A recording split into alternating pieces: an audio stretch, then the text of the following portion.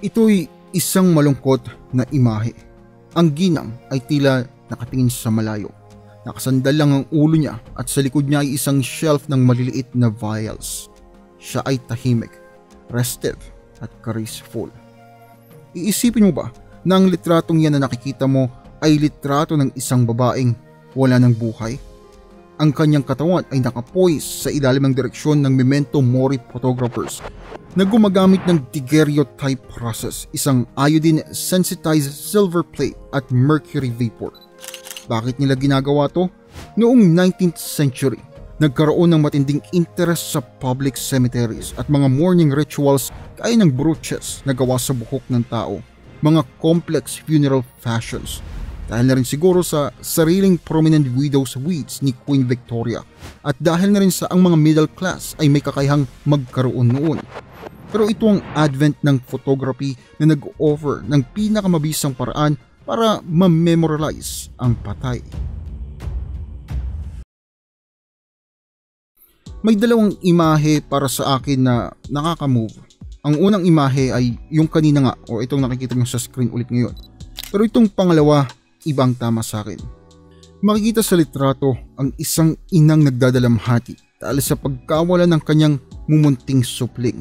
At tila isa itong paalala na noong 19th century, ang pagpapalaki sa anak at ang pagbuhay dito ay talagang napakalaking bagay na. Dahil sa mga karamdaman, poor hygiene, kakulangan ng kaalaman sa germ theory at kawalan ng bakuna ay dahilan para magkaroon ng mataas na bilang ng pagkamatay sa mga bata. Isipin mo na lang na sa 1,000 batang pinapanganak araw-araw, nasa 463 sa kanila ang hindi nagtatagal ang buhay. Ang photography sa paggamit nun ng mercury at silver ay napakamahal noon. Sobrang mahal na may mga taong namatay na lahat-lahat, hindi man lang nalitratuhan sa buong buhay nila. Isipin mo, walang baby pictures, walang litrato ng mga batang naglalaro, walang litrato ng Pasko o ng bagong taon. Madaling mabura ang alaala ng mga tao lalo na nung kabataan pa. Ang mga detalye ay mabilis mabura at makakalimutan mo na talaga ang buong pangyayari. Ang pagpo-post sa yumaong bata at tila ba natutulog lang to ay isang paraan para mapanatiling buhay ang kanilang alaala kahit sa litrato man lang. Ang mga imaheng ito ay hindi yung tipong nakatago lang sa mga cabinet.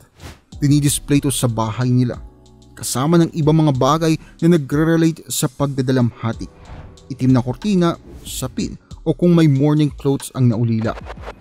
Sa kasalukuyang mundo natin ngayon, masyadong mabilis ang mga pangyayari. Pag may namatayan, madalas nating hiling para sa kanila ay makamove on na agad-agad para makabalik na sa dating gawi. Nang mamatay ang asawa ni Queen Victoria na si Albert, nawala siya sa mata ng publiko at nagsuot ng itim hanggang sa huling sandali ng kanyang buhay. Siya ay tila na-define ng kanyang pagdadalamhati. Sinasabi na ang pagiging fashionable daw ng pagdadalamhati ay dahil sa kanya. Sa unang taon ng pagdadalamhati, halimbawa, ang byuda ay nagsusuot rin ng itim na crepe, isang scratchy silk material na stiff, crimp at hindi nagre-reflect ng liwanag. Sa ikalawang taon, suot niya naman ay ang pang-secondary mourning na itim pa rin pero may kakaunting puti na. Ang ordinary mourning ang susunod na black pa rin pero pwede ng shiny na fabric, tapos ang half mourning na gray o purple. Noong 1840, ni-record ng barrister na si Basil Montagu na sa mourning dress daw ang outward sign ng lungkot.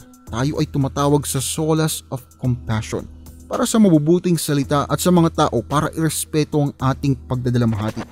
Kumbaga, pag nakasalubong ka sa kalsada, hindi lang nila alam na nagdadalamhati ka, pero alam din nila kung nasa ang level ka ng pagdadalamhati. Weird flex, no? Pero wala kakaiba ng mga panahon na yon.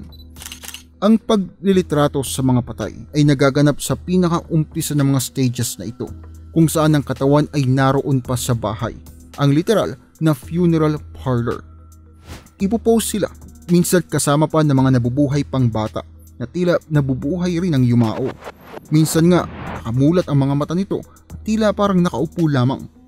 Ibang klasing memento ang dala nito pero kalaunan nang wala na rin ang ganoong klasing practice sa pagtatapos ng siglo. Ang ilan dito ay driven ng practice ng practical changes sa photography.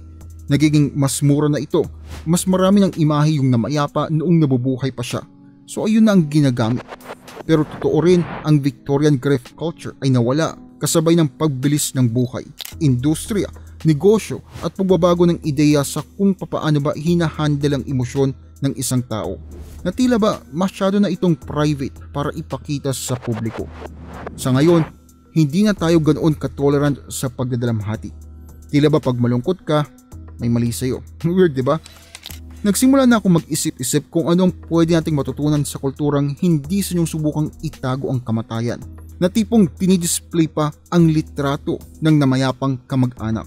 Siguro, hindi naman masamang balikan ng mabagal na proseso. Walang masama na maramdaman ng sakit ang pagdadalamhati.